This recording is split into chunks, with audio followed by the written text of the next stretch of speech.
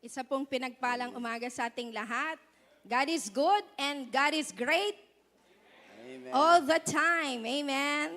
So magandang umaga po sa inyong lahat, and it's always a privilege po na makapaglingkod at makasama nyo every time na uwi kami. Nagkakaroon po kami ng pribileho, pagkakataon, makasama po kayo. Salamat po sa ating bishop at sa kabuuan po ng leadership ng CIY Magalang or CIY International. Ayan. Palakpakan po natin ang Panginoon. So, right now, meron po tayong dalawang bunsong church na naipanganak for the last 3 years. At ang isa ay mag-iisang taon this coming September, ang Nice, Monaco, which is part of France, South France. Ayan. And ang isa naman na bunso po na sa 2 years, right?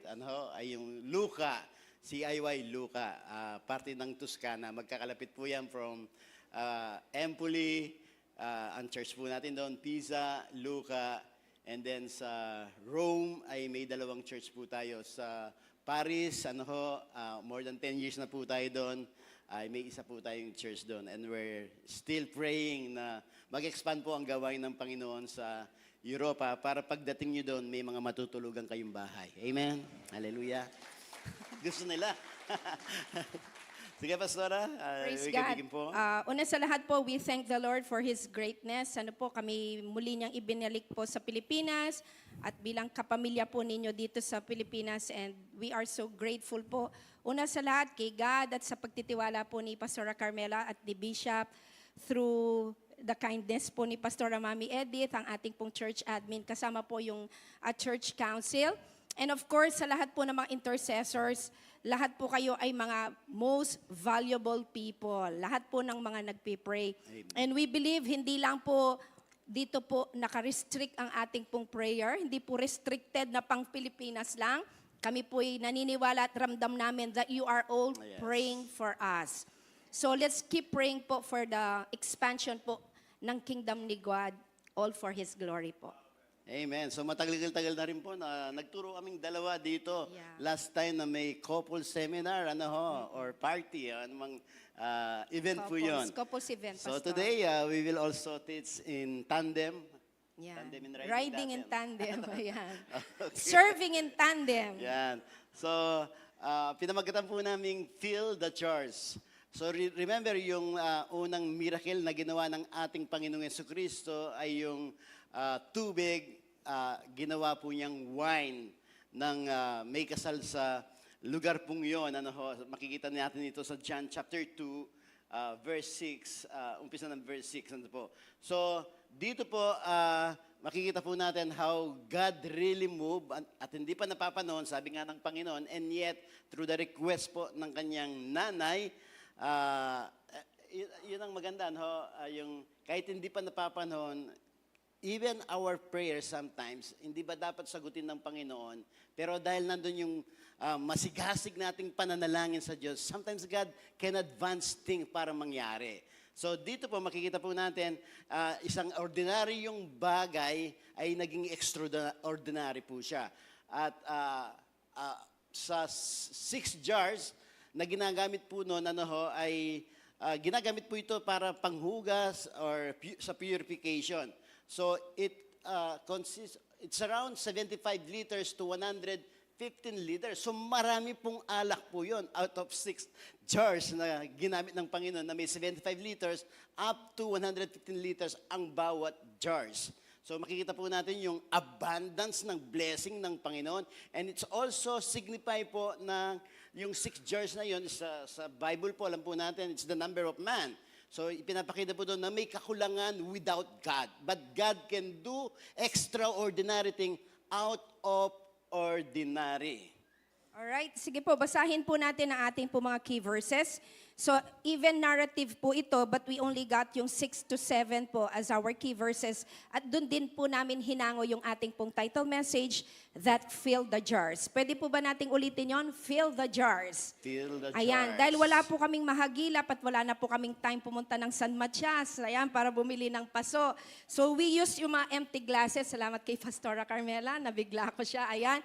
Bilang mga object lesson po natin para mas ma-appreciate po natin yung lesson po natin natin for today. So sabi ng salita ng Diyos in ESV version, now there were 6 jars. Ayan po, mga empty jars. Pakisabi po natin, empty. Ayan, lesson na right away. Whenever we come to church, whenever we come in the presence of God, we need to empty ourselves. Kasi po, laging panalangin natin, whenever we come to God, even sa worship service, Lord, fill me. Kanina, na-fill na tayo, no? Sa ating worship, anointed worship pa lang. Kaya nga po, sa bawat isa sa atin, whenever we come to God, we need to be empty of ourselves. Para tayo po ay punuin ng Panginoon. Yes. So there were 6 stone water jars there for the Jewish rites of purification, each holding 20 or 30 gallons. Jesus said, pwede po ba nating ulitin? Jesus said. Ayan, hindi po si sino man, hindi rin po si Pastor Enrico Pogi, hindi rin si Bishop ang nagsabi, kundi Jesus Himself. Maganda po, bago tayo mag-quote ng iba pong mga preachers, wala pong masama sa mga godly men na ginagamit ng Panginoon, pero napakaganda na lagi nating kino-quote yung sinasabi mismo ng ating Panginoon Jesus. So Jesus said to the servants, fill the jars. Sabihin po natin, fill the jars. So what was the instruction? Punuin yung mga jars. So may mga empty jars na dapat punuin, and even today, yan po ang instruction ng Panginoon sa bawat isa sa atin. As we come today, empty-handed, empty yung ating mga hearts, empty yung ating pong mga spirito, at ang nais ng Panginoon na mapuno tayo by the power of the Holy Spirit and through His Word. And they fill them up to the dream. Lord, we thank you so much. Handa pong aming pong mga puso na magpapuno sa iyo. And Lord, we set aside lahat po ng aming mga karunungan, mga worldly views, and we set aside po, Panginoon, ng anumang pride, anumang pong kasalanan. And Father, we just allow the Holy Spirit of God to really have His way sa aming pong mga puso. Punuin mo ang aming mga uhaw na spirito ng iyong pong kabanalan, ng iyong pong katwiran. Hallelujah. At nais namin yung kalooban mo lamang ang siya pong patuloy na mangyari in our day-to-day life, all for the glory of God. And this is our prayer with thanksgiving in Jesus' name. Amen. Amen. So sa bawat relasyon po, matatransform ito if we allow Jesus na i-fill yung bawat jar ng ating buhay. And it's good to know na tayo tinawag na mga vessel ng Panginoon. Tayo po yung mga lalagyan ng Diyos. Ano po? So when we let Jesus fill the every aspect of our life, it will benefit other people as well. So yung unang punto po natin, as we already read, yung sinabi ng Panginoon, fill the jar. Ano po yung ginawa ng mga disciple? So they obey God. So number 1, let us have a complete obedience. Kailangan yung isang jar po natin of obedience ay puno po yan. So the servant followed Jesus' instruction exactly. And actually, they really filled it. Punong-puno. Hindi po half o hindi po half full, sabi nga, talagang sumosobra po up to dun sa pinaka-dulo ng vessel. Okay, ang tanong ko po, their obedience came before they saw the miracle. Why is obedience is necessary? If you want change in your life, you have to obey. Amen. If you want to be used, you have to obey. If you want to see miracle in your life, anong gagawin po natin? You have to obey. We all know what happened when these people obeyed Jesus. Yung ordinary things, yung tubig ay naging wine. So, you see, what really happened when we obey? The disciples saw Jesus' multiplication of bread and fish when they obeyed Jesus. Ang amazing po sa story yun, the 2 fish and the 5 breads, ay ang miracle ay hindi nangyari sa kamay ng Panginoon. Ang miracle ay nangyari sa kamay ng mga disciple. So God therefore, when we obey God, He let us experience personally yung miracle ng Panginoon. Amen. You see, They fed, sabi po ng marami, at lalaki lang ang binilang nung panahon yon. Pero ang sabi po, around 25,000 to 50,000 people ang napakain po nila. And they were amazed sa milagrong nangyari. At ang kagandahan, ulit, nangyari yon sa kamay ng mga disciples. Amen. So, Esther, when he obeyed Mordecai, anong nangyari? He saved the whole nation. Jesus, when he obeyed the Father, he saved the whole world. Amen.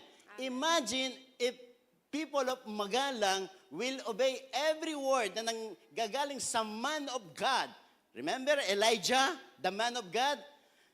Inobey po ng balo. Anong nangyari? Nabayaran ng utang. At ang sabi ng salita, sino pong may mga utang dito? Hallelujah. Mukhang marami, So, nung inobey ng widow, ang man of God, meron pong multiplication na nangyari. Nabayaran ng utang, and then sabi niya, ng salita ng Diyos, goods na sila for life sa natanggap nilang blessing because of obedience. Amen. Hallelujah. Palakpakan po natin sa Lord. Thank you, Lord. So mapapansin po natin, according po dun sa narrative, when the Lord Jesus Christ said to the servants, fill the jars, what did they do? Exactly, they obey the instruction of the Lord. So yung pag-obey po natin, dapat hindi partial. Kailangan, letter C, first C natin, 3 C po para madaling tandaan, complete obedience.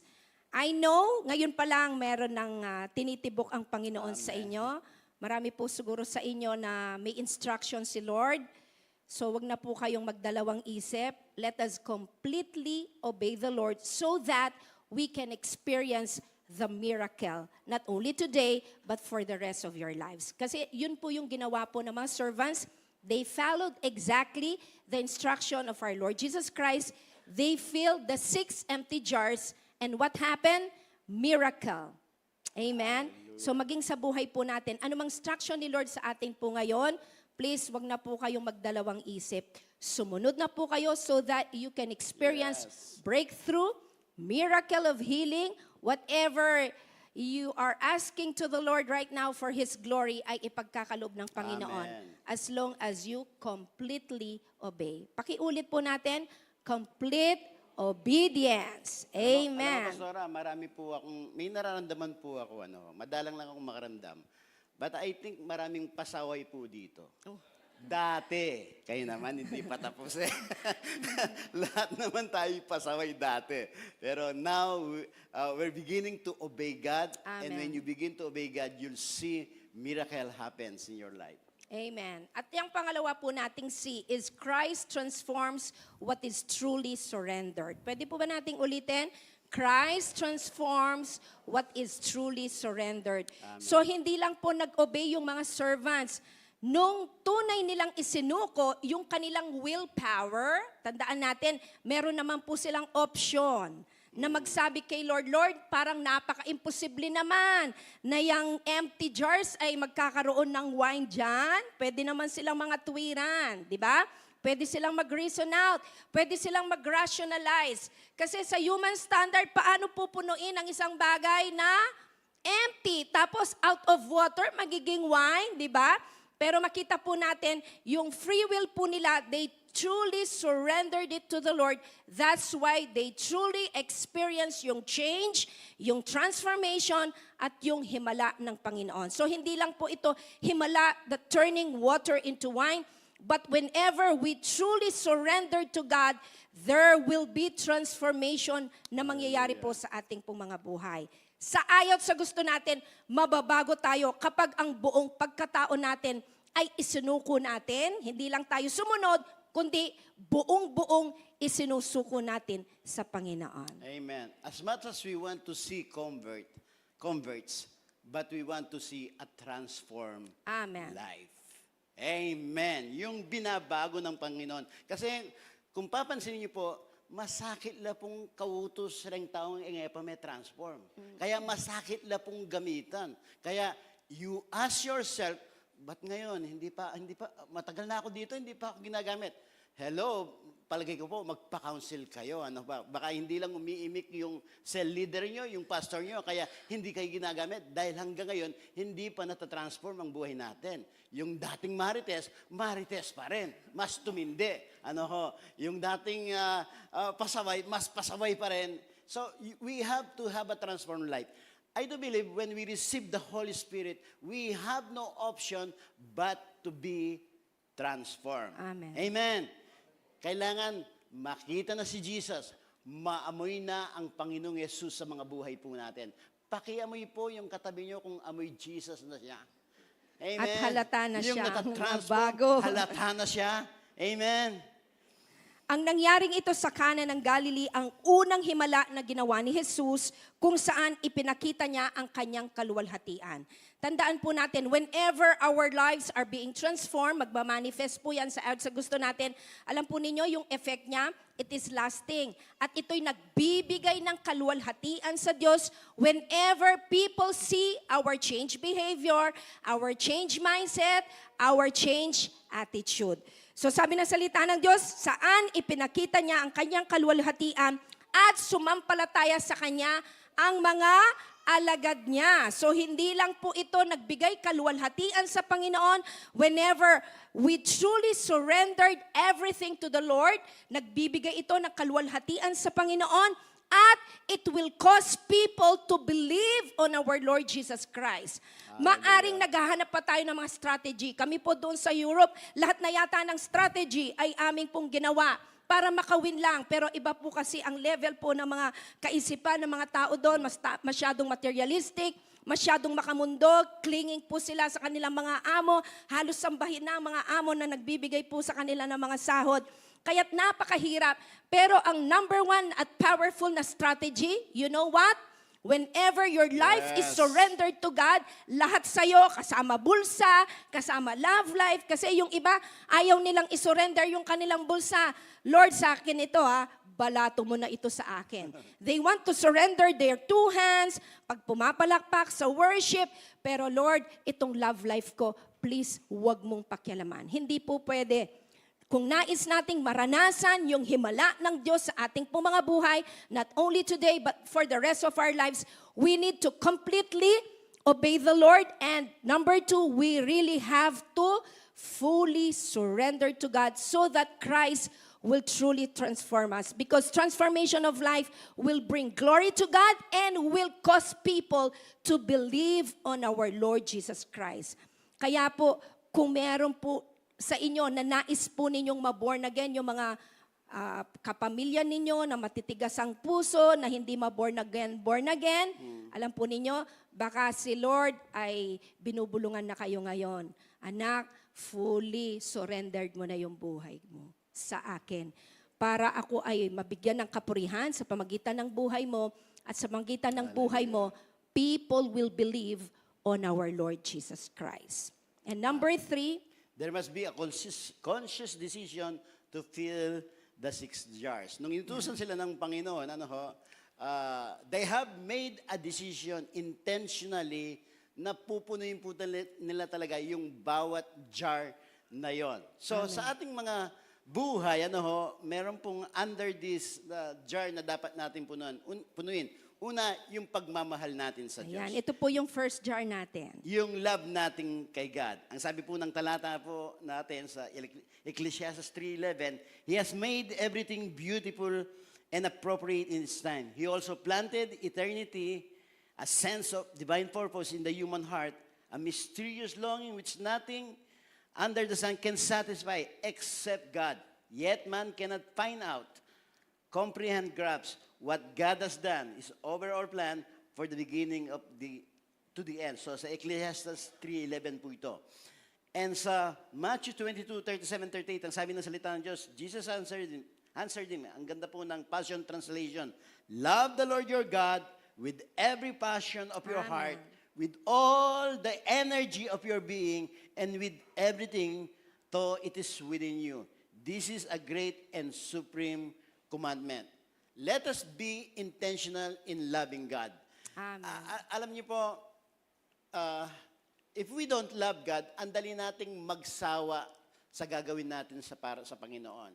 But if love is there, anumang ginagawa mo, dahil ito'y ginagawa mo para sa Diyos, nagiging madali po ang lahat. So, isa po sa mga dapat ma-develop po sa atin, napunuin natin ng jar natin, ng buhay po natin, yung matutunan nating mahalin ng Panginoon. Hindi naman po kasi automatically dumarating siya. I remember nung ako'y bagong Kristyano, pastora, nakikita kong lahat nagtataas ng kamay. And then sinubukan ko, parang fake naman ang dating ko, parang hindi sincere. Pero nakikita ko yung marami, habang nakataas ang kamay, umiyak pa sila.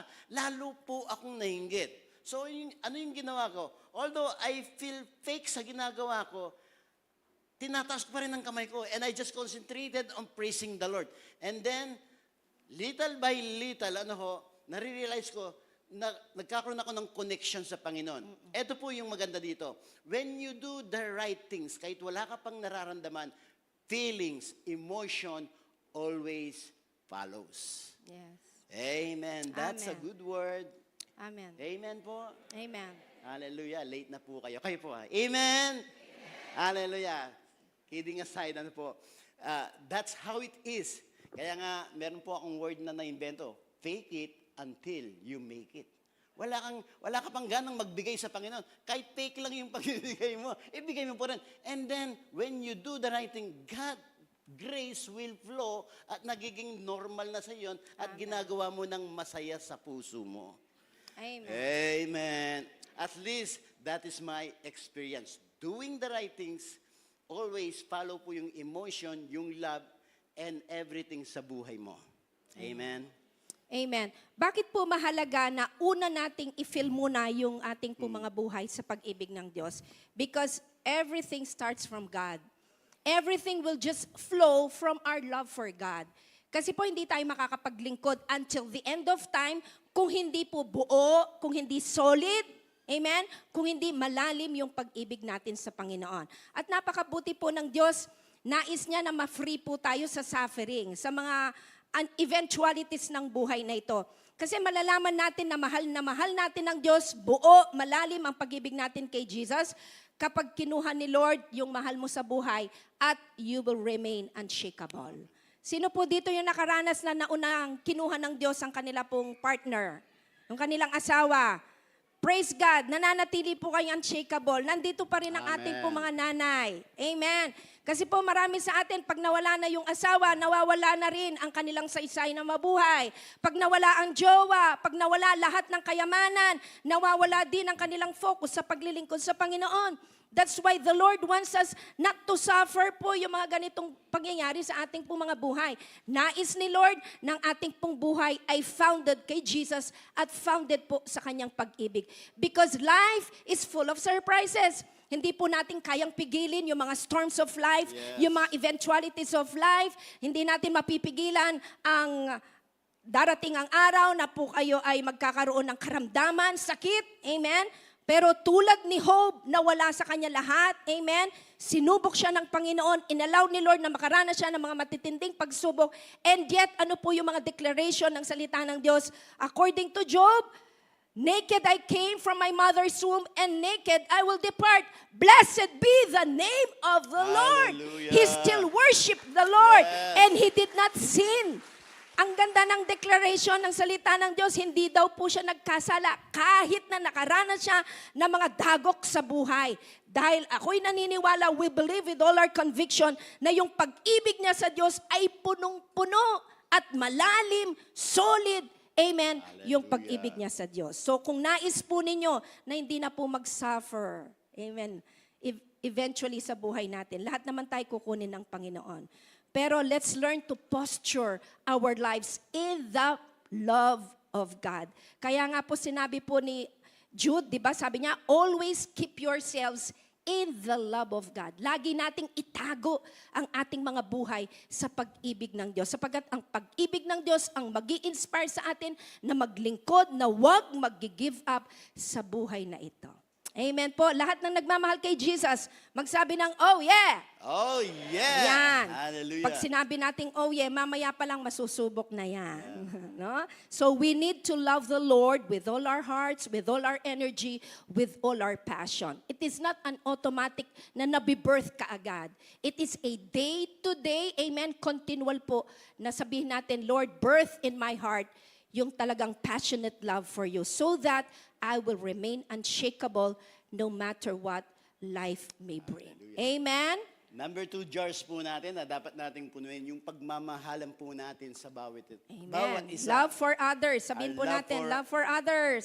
Others, sa bawat isa. Sabi ng salita ng Diyos, don't owe anything to anyone except your outstanding debt. So, ang tanging utang na meron po tayo ay yung pagmamahal na ibabalik natin sa kapwa natin kung paano tayo minahal ng ating Panginoong Jesucristo.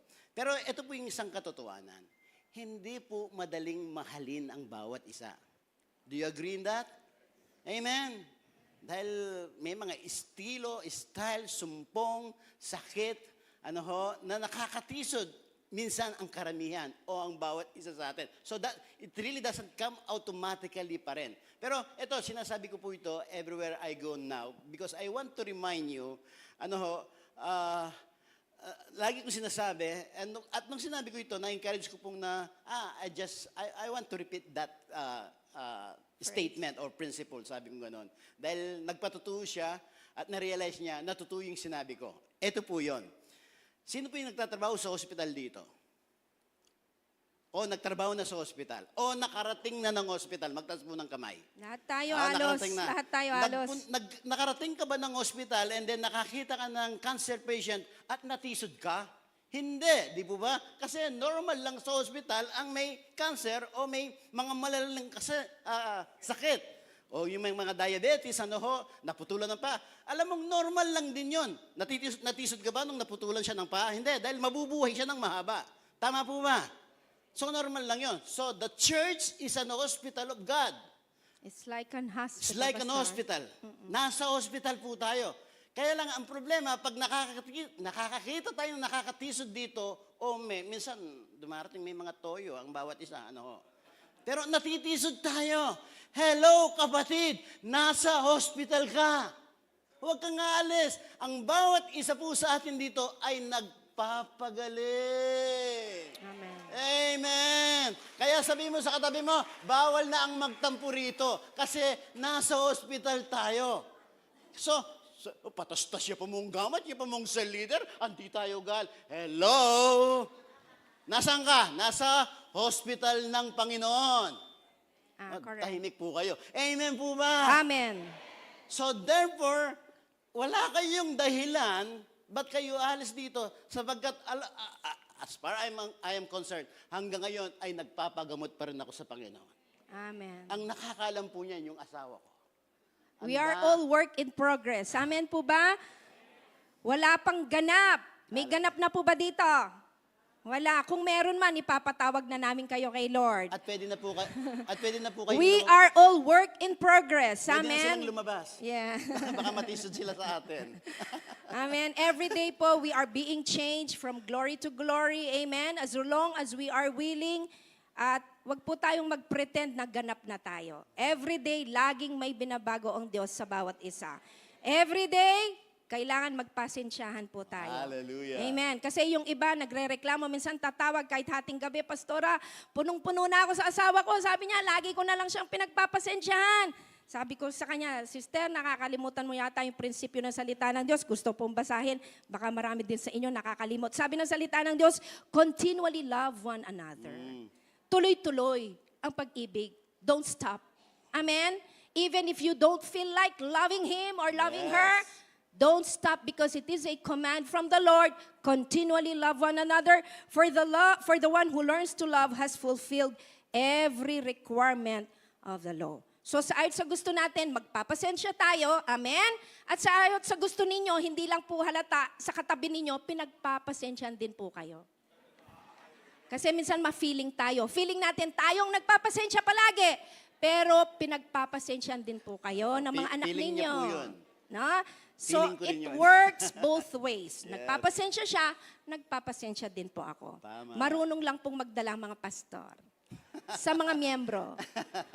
At ang mga miyembro, marunong din kayo magdala. Pero Hallelujah. minsan, napapahalata ninyo sa mga pastor.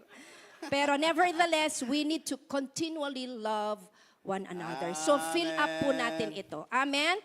Fill us Sige po, up, let's Lord, go. with your Thank you, love. Lord. Fill us up, Lord, for our love for others. At kailangan po yung pag-ibig natin sa ibang tao, hindi po conditional. Hindi according to their performance, but unconditional love of God. Kung paano tayo minahal ng Diyos, while we were yet sinners, ang sabi po ng aklat ng Romans, the Lord already loved us. So dalangin natin every day, amen, na tulungan tayo ng Panginoon to love other people unconditionally. Pakitapik po yung katabi nyo. Amen. Sabihin nyo, pagpapasensyang kita until the very end. Pero isa sa mga problema ng mga Pilipino, sometimes, kasi ang unang mamahalin natin ay yung sa loob ng tahanan natin. Amen. But many times, ang mga Pinoy magagaling dito, mas magaling makisama sa ibang tao kaysa sa sariling pamilya. Ayan. Pag may dumating na bisita, yung pinakamasarap na pagkain, yung unan na hindi ginagamit ng 10 taon na, yung ulas, Bedsheets. yung kumot, Yan, yung magagandang mga plato, doon nilalabas. kutsara. We have changed our minds sa Yes. ganon. Lahat ng mga mabuting bagay, una naming ginagamit Kami o po ang unang pinapagamit mag-e-enjoy. sa mga anak Ayan. po namin. Yung Mga anak mo? Ilan ang anak mo, sorry. Pastor? Isa lang anak natin. Hindi ko nasabi sa yung iba. No, joke lang. Erase po yan. Naka-live po tayo. Alam nilang joke lang yun. Palabiro lang po yung asawa ko. Baka ma-DA ka kay Bishop. Andiyan pa naman si Pastora Edith. The truth will set free you free po kasi yung kanya. Ang asawa Motto po. Nahihirapan mo Yung siyang life mantra. mag-catch up sa mga joke ko. Pero kayo, na-catch up niyo naman po, ano? Ayun po. Anyway, my thing is, eto, nasabi ko na po, even nung seminar po natin dito, na yung buhay po natin, dapat una tayong nagiging pagpapala sa Amen. loob ng tahanan. Yes. Amen. Dahil ito yung unang mission po natin. Kasi kung dito sa church, nakaka-bless ka, tapos sa bahay, hindi. Parang pag tinanong ka ng misis mo, darling, nakaka-bless ka ba? Nabibless ka na ba sa akin? Ay, pag nasa church ka, talagang bless na bless ako sa iyo. Ang taas mo magtas ng kamay. Darling, sa totoo lang, nabibless ka ba sa akin? Ay, gusto ko nga, lagi tayong nasa church para nakaka-bless ka. Wag sa bahay, hindi na. So, the thing is, really, again, meron din tayo ng lakas, pastor, na mag-ask sa wife natin, sa husband natin, darling, nakaka-bless ba ako sa'yo? Darling, nagiging pagpapala ba ako sa'yo? Darling, Correct. ano yung dapat ko pang improve bilang lalaki para maging mabuting asawa?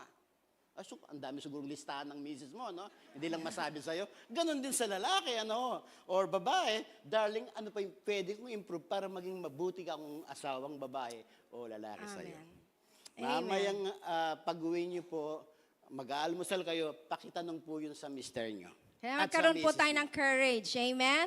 To ask one another, paano pa tayo mag-improve sa isang relationship. So, hindi lang po yan valid sa mga married couple. Even sa mag-ina, mag-ama, magkapatid, even here in the family of faith, mga mag-cell group leader, mga kapatiran, ano po, we really have to love one another continually. At gusto ko po idagdag ito sa Ephesians chapter 4, verse 2, sa TPT version. Sabi niya, with tender humility and quiet patience, always demonstrate gentleness. So, nandun palagi yung utos ng salita ng Diyos, palagian. No? Kanina, tuloy-tuloy. Pero ito naman, kailangan we always demonstrate. Ayan. Kasi yung iba sasabihin nila, ay, pastora, by nature kasi hindi ako expressive. Alam na ng asawa ko na mahal ko siya, kaya nga pinakasalan ko, hindi po. Kailangan ine-express po natin yung pag-ibig natin sa bawat isa. Amen? Lalo na yung mga family natin, no, mga biological family natin, baka pag namatay si nanay o si tatay, dun mo lang sasabihin, iyak ka ng inak, Nay, I love you, Tang, kaluguranda ka. Pero niyang mabiyayang masabihin, I love you. No? So let us continually love one another and always demonstrate, sabi niya, gentleness. Amen. And generous love. So yung pagiging generous natin, hindi lang po sa pagbibigay ng ating pong monetary, kundi sa pag-ibig sa bawat isa. All together, let us read. Ang ganda po, ulitin natin. With tender humility and quiet patience, always demonstrate gentleness and generous love toward one another. Pakitingnan mo yung katabi mo. O, generous love dapat, ha? Especially toward those who may try your patience. So, retang makasura, retang makabwisit, retang makasagad ken pasensya mo, lalo me kanung i-demonstrate itang generous love karela. Amen. Kasi ano yung sinabi ng salita ng Diyos? In doing this, we fulfill the law of God. Amen. Amen po. Pakitapik po ulit. Sabihan mo, continuous love, generous love. Amen. Even those who may try your patience. And jar number 3, ano na po yung nating pinupuno? Love for God, love for others. And number 3, Pastor? Sharing responsibility. I think ikaw ang mag-take off dito. Okay, sharing responsibilities. Ayan. So, isang way din po ng pagde-demonstrate natin ng pag-ibig sa Diyos, and if we want to experience the miracle of God, fill the jars, di ba? No, yung instruction ng ating Panginoon Hesus sa mga servants, we will not only fill our lives with the love of God, but love for others and sharing responsibilities. Kasi pamagitan po ng mga pag-share po natin ng responsibilities, we demonstrate the authentic, the genuine love of God. Tulungan ninyo ang isa't isa sa mga problema. At sa ganitong paraan ay matutupad ninyo. Tingnan nyo, kanina, continuous love, pagtupad sa kautusan ng Panginoon. Pero kapag pala tinutulungan natin ang bawat isa sa mga nilang mga kanya-kanyang problema, we share responsibilities, amen? Tinutupad din natin ang kautusan ni Kristo. Kung mayroon sa inyong nag-aakala na nakakahigit siya sa iba, gayong hindi naman, nililinlang lamang niya ang kanyang sarili. So yung sharing of responsibility, syempre una yan sa pamilya. Yung tinatawag na domestic responsibility. Pwede po bang magtaas ng kamay ang mga young professionals dito? Meron po ba mga young professionals, yung mga nakapagtapos na ng pag-aaral, nagtatrabaho na, nag-generate na ng income, nakakasad po minsan, no? May mga nanay, pastor. Halinaw po manos pinggan, uling atin ang obra. Pangangas da, manakitan na ako man doktor ko, papanwasan mo kong pinggan? Ne? Physical therapist na ako, mo na ako papamip yan. Shared responsibilities. Alam po ninyo, one way of honoring our parents, yung i-graduate na po natin si nanay sa paglalaba. Simula maliit kayo, pinaglalaban na kayo ng nanay, pinagluluto na kayo ni nanay or ni tatay. Ngayon pong matatanda na sila, kayo naman po. Amen. Sabi nung nanay ko, pastora, sabi na, diyang ating kumpera na, istong dininan mo ko, aliwaya datang nga na. Tutuya pala ito. Uli ngayon, yatina akong anak, dinana ako pera every now and then. Totoo po yan, iba yung dating. Nag-iiba po, nagkuklow lalo si pastor. Pag nakaka-receive ng bank transfer kay Shiny, no? Totoo po yun, no? So we really have to show that love by sharing responsibilities, maging sa domestic po, sa loob ng tahanan. Amen? I-graduate na po natin ang ating pong mga parents sa paghuhugas ng plato. Can I hear an amen sa mga youth? Sa mga young professionals, dapat mami piko po ne. So pantaya po yung mata mo, itang uugod-ugod na paruguya, parugumamlan, tsak ang uniform mo, kay bati ka nakakaporma munta kang office. May susopa ni mama mo or papa mo. So sabi ng salita ng Diyos, nililin lang natin ang ating mga sarili kung iniisip nating nakakahigit tayo sa ating mga parents. Hindi porket doctorate ka na, hindi porket professional ka na, nagdadala ka ng maraming sahod. Matas ka pa boses, kaya sa akin. Wow. Ayan. So let us not deceive ourselves. Amen? So let us share responsibility. And number 4, Pastor? Jar is communication. Ito, maraming pwedeng pag-usapan po dito when in regards sa communication. Si Mrs., minsan, sinong may mga asawang lalaki may mga gigil mode ang dating? Ano ho, mga asawang babae, sobrang gigil naman din. Lahat tayo may mga gigil mode sa buhay, ano po, o sa pagsasama o even sa communication po natin. Kaya lagi nang sinasabi ng pastora ko, ni pastora, sabi niya ganon, kareng aliwang tao, kareng member ta, nakakagana kaya na. Pag sinabi po sa akin yon, ako po, alam niyo yung makahiyang dahon, umuurong na lang po ako, nagiging mabait ulit, ano po. Dahil it's true. Although it's an excuse, sometimes a good excuse ito. Sabi niya, kasi minsan nagiging comfortable na ako, kaya... Over familiar. Comfortable ako sa'yo, kaya ako nasasabi to. But hindi po excuse yon. Pero it's a good excuse din, ano ho? Dahil mataas na yung level of comfort ko sa'yo, kaya parang I can be free sa tono ko. Pero mali pa rin. Amen. Eto, nasabi ko na sa inyo. At ulitin ko kahit paulit-ulit dahil I want to remind each and every one of you. Naalala niyo po, siya po ang nagsabi sa akin, pwedeng magpastor hanggang kung sasabihan ka. Alam kong may panawagan ako. Pero lower tone naman po. Ano ho, siyempre, babait ka. Pero may mga panahon na sasabihin niya sa akin, sino po dito na ang asawa laging tama? Babae. Huwag kayong mahiya. Takot kayo, no? Takot.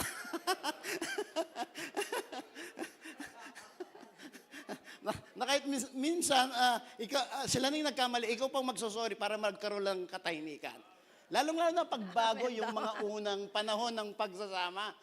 Kaya sabi ko sa kanya, ang laki ng tama mo, darling, sabi ko sa kanya. Ikaw rin minsan may tama. So, pero tayong may tama. Kung gano'n, Okay. Joke lang po yan, Pastor, gusto ko lang po i-share yung patotoo.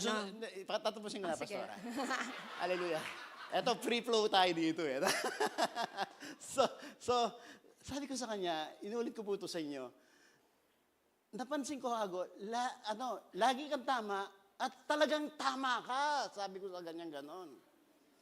Most of the time, tama ka. Pero masusora kung mabubuisit ko, istong darandaman da ka, akma kanyan. O nino pong lalaki masusora pong mabubuisit. Pero isto naman. Amen. Actually, if you realize, tama naman Pero at masusora ako, akma kanyan. Kinompron kaya po. Sabi ko, lahat ng sinasabi mo, tama. Pero masusora ako. Sabi kong makanyang kaya. Bakit at masusora ka, I realize ka ako, mali yung tono mo. Correct. Istuing sasabihan mo, pero yung tono mo, mahatat siya, manggigil yan, nang kaya makatasing metong kile. Nang kaya makandagul ka pa ako, pero istu ka. Boys, nakaka-relate? Huli ka, pero hindi ka kulong, balbon.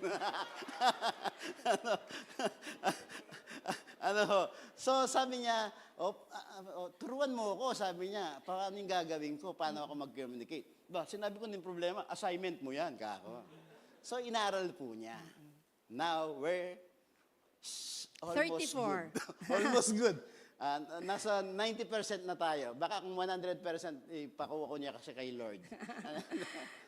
I've realized po that everything can be learned. Yes. No? Pwede nating i-moderate yung volume natin. Amen? Amen? At saka yung pagsasalita. Kasi po ako, by nature, yung hugis po ng mukha ko ay mataray. Ayan, pang kontrabidaya po yung tabas na ning lupa ko according to my parents. So, And according to me. eke po dinayita na. Eke po dinayita. But don't Kaya judge sabi a ko book po, by kaya its cover. Kanilang maili ako. So, don't judge a book by its cover. Pero by nature po, medyo matapang niya po yung tabas na yung lupa ko. But everything can be learned. Sabi ko, Lord, Holy Spirit, sopan mo po, I want to glorify you una sa lahat sa buhay ko.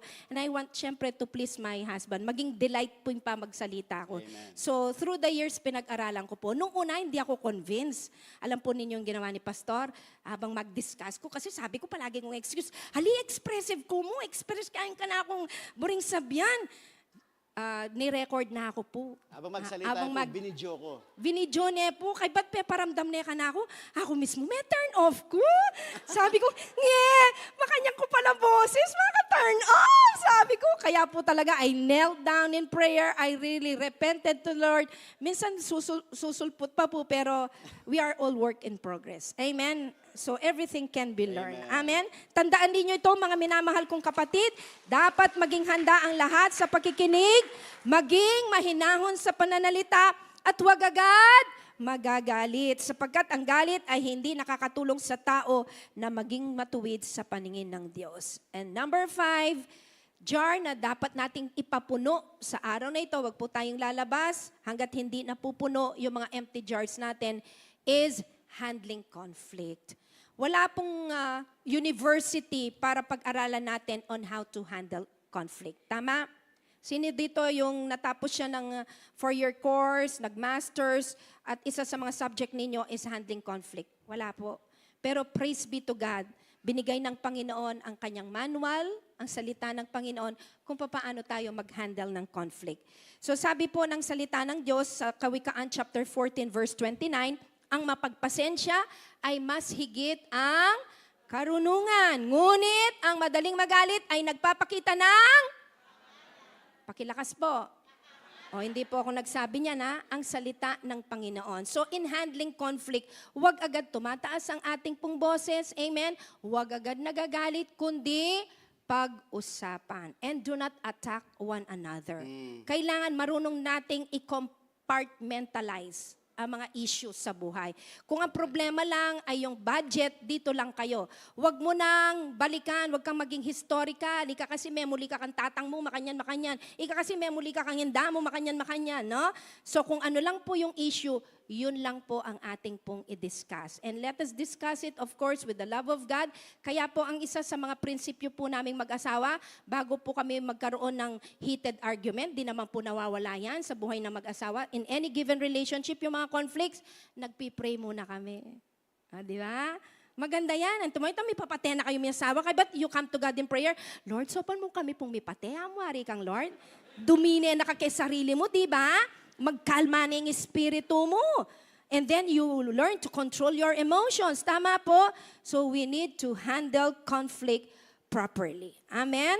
So let go of revenge. Huwag tayong maghiganti kung tayo man ay nasaktan. Amen? Huwag an eye for an eye, kundi magpasensyahan. Control your anger and listen before reacting. At maging receptive po tayo to one another. Let's listen to understand. Do not listen to win the argument, but listen to understand your spouse, your mother, your father, or whoever na sino man pong karelasyon po natin. Hallelujah. And let us always seek restoration and not victory over the fight. Amen, po ba? Pakitapik po yung katabi nyo. Sino Are you po- learning? Sabi mo sa Amen. kanya. Sino po sa inyong mag-asawa na gusto nyong hindi na kayo mag-aaway? Pakitaas ang kamay. Sige po, pakitaas. Yung ko pumipat eh. Amen? Sige, taas niyo po ng gamat nyo. Ayun po yung sabihan ko kayo, in your dreams.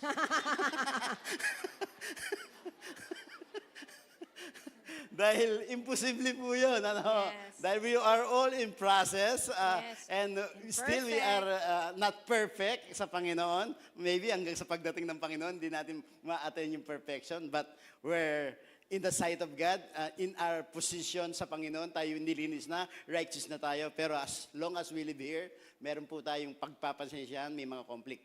But instead of fight no more, fight better. Fight professionally. Amen. Professionally. Nanonood kayo ng boxing, ng wrestling. Pagkasapos nila magsuntukan, anong ginagawa? Nagyayakapan. Then they shake Yun ang hands, di sinasabi ba? ni Pastora. You should know how to compartmentalize ba? Yan, Oh, i-compartment natin. I-compartment natin, hiwalayin natin. Pwede nating pag-usapan bukas yan, o isang linggo, o even isang buwan, o even years. Ngayon, kung gusto nyo pag-usapan ulit, wala pa rin mangyari, tawagin niyo po si Pastora Carmela. Amen. Yun lang po yun. O kung hindi pa rin masolve, tawagin niyo po yung kataas-taasan natin. Si Bishop. Ayan. Amen. So, you call people that can help you. Amen. So that you can fight better. Amen. Amen. Wag na wag po kayong matutulog na hindi nagsisay I love you kahit gaano mang katindi ng argument niyo sa araw na yon. Inulit ko po yon. Wag outside ko lang po. Si Mrs. nung siya po ay bagu-baguhan kami, matigas pong katawan niyan. Itang makakiraan ako kayong kama. May sabi ka, lalo yung mga siyas. Makarelate kayo na. Magulas. Makarelate lang ng babae, bro. So, we even talk about that. Pag nilambing na ka, bumigay na ka. Ano po po na yung katawan mo, Ana? Ibigay mo na yung sarili mo. Amen. Sige, Amen. palakpakan natin si Lord. At ako po'y naniniwala, when our lives is truly surrendered to the Lord, amen, lahat napapag-aralan. And last container that we need to fill up, we allow the Spirit of God to fill us up today, is Pastor, kayo na po. Making decisions. Ayan. Sabi ng salita ng Diyos, trust in the Lord with all your heart. Do not lean on your own understanding. In all your ways, acknowledge Him and He will make straight your paths. Making decisions is also important sa every relationship, lalong-lalo na sa buhay mag-asawa. So may mga bagay kayong dapat pag-usapan kung ano yung that needed each of you na kailangan mag-decide. Meron ng mga menial o mga mabababaw na bagay na kaya mo nang parang sali ka ang betsin, pamunme pa kaya. Or any other things na Small simple items. lang. So, that's automatically, you can do that. Pero may mga big decisions sa buhay po natin that you need to talk to one another. And dito, hindi po pumapasok, ako ang lalaki, ako masusunod. Hindi po yun. Ano po? Kung sino yung may much better idea, much better result, na nakikita po natin, kahit lagi sa kanya yung magandang idea, which most of the time, sa kanya po nangyayari yun. Ano ho? Mas matalino siya sa akin. No, God gifted her sa ganong mga bagay. May mga bagay naman na sa akin siya nag-aas ng payo kung dapat pang gawin do o hindi. So, ito po, making decision always involve the Lord as Amen, well. yes. Una sa lahat, po siyempre, ang lahat, Panginoon. That we dwell kung ano yung sinasabi ng Panginoon sa kanyang mga salita. Amen. So whenever we make decisions, katulad po ng binasa po ng ating pong pastor, maging sa personal po natin na pagdedesisyon, wag po tayong mananangan sa ating pong sariling karunungan. We always entrust everything to God in prayer. If we want to be led by the Holy Spirit, wag kang magdedesisyon according to your impulse. Amen? Wag tayong maging agresibo. Always kneel down in prayer and entrust everything to God para yung success po will follow us. Amen? Because whatever is surrendered to the Lord, lagi po kalakip, hindi lang po yung himala niya, lagi pong kalakip doon yung kanyang pagpapala at yung kanyang pagsama sa bawat isa sa atin. So just as Jesus transformed the ordinary water into extraordinary wine, He can transform every one of us. Tandaan po natin, ordinary servants lang po ang ginamit ng Panginoon for Him to do a miracle at the wedding in Cana. So even today, lahat tayo mga ordinary people, amen? At sa biyaya ng Panginoon, tayo po ay ginagamit niya, nakakatayo ang bawat isa sa atin in the very presence of God. But whenever we allow the Holy Spirit of God to have His way sa ating pong mga buhay, whenever we say to God, yes, Lord, help me to completely obey you and fully surrender my life to you, and nandun po yung conscious decision ko, nandun po yung intentional decision ko, to fill the empty jars in my life today, then we can truly experience not only healing, we can experience breakthrough, and higit sa lahat, we experience the miracle of a transformed life. Kung papaano yung mga servants ay nag-obey sila according to the instruction of the Lord, today, let us surrender our lives to the Lord. As we sing this song, tinatawagan ko po ating po mga music team. Lahat po tayo tumayo. I would just Thank you, Lord. like to share something po sa inyo. Sa mga pagpipreach po namin, o pagpipreach ko po personally sa mga churches po natin dito, I always share this. And timely, it's more on the building up relationship, yung ating mga jars na pinag-usapan po ngayon. Si Pastora Edith po, every time na umuwi kami, lagi niya akong sinasabihan, Rico, matanda yung nanay mo, magandang wag mo ngayang matagal kang hindi umuwi. At least, every year, umuuwi ka, sabi niya sa akin. So I've shared these things po sa mga churches po natin na bago kami umuwi, there is a time na naalala ko yung nanay ko, and then umiyak na lang ako ng umiyak. Ano ho. And then, after kong mag-preach nung Sunday, na-share ko about that. And then, nung Monday, every 5 o'clock kasi ngayon, pupunta ako sa bed niya at sinasamahan ko siya just to have time with her. And then, naalala ko yung preaching ko. Then, umiyak po ako. What gagaga ka, Ana? And then, sinabi niya, nanong kasalanan ko kay ka, not gagaga ka. Haliya ako, akong dakala kasalanan kay ka. Akong dakala. Because I realized, sa dami ng ginawa ko sa kanya, I never asked forgiveness. I realized ko kitang oras sa ito. Akong dakal kasalanan kaya ko papanyad tawad.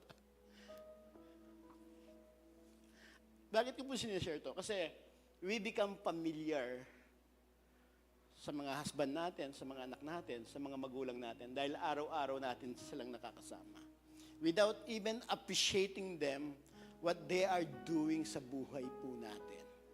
Mga sawang babae, araw-araw nandyan sila, nagluluto, nalagaan yung mga anak nyo, pinagsasilbang kayo, ibinibigay yung gusto nyo para mapasaya lang kayo. Mga sawang lalaki, nagtatrabaho, ginagawa ang lahat. But many times we don't say thank you or ina-appreciate natin sila dahil sanay na tayo. Mga pastor natin, nagtuturo, na-stress sa mga problemang naririnig, kinakaharap, pero are we appreciating them sa kanilang ginagawa sa buhay natin? Ito laging bukang bibig ngayon naming mag-asawa, yung familiarity spirit. Yung nasanay ka na lang, na nandyan siya. Lalong-lalo na sa mga nanay tate. Sabi nga ni Bishop, maswerte ka pa na mabiyay pa iwam. I think, sabi nga ni Pastora, our nanays deserve to be treated well. Nung isang araw po, binisita ko po yung nanay ng isang kapatiran dahil nangako ako, pag umuwi ako, gusto ko siyang bisitahin, 83 years old. And then nakita ko siya, nakaupo lang, nakahiga lang sa sopa. Umiyak yung puso ko. Nung maliit tayo, ibinigay yung pinakamagandang kama, pinakamagandang pag-aaruga. Kung may mga nanay po kayo ngayon, huwag niyo lang silang patulugin sa salas. Patulugin niyo sila sa pinakamagandang kwarto ng bahay po ninyo.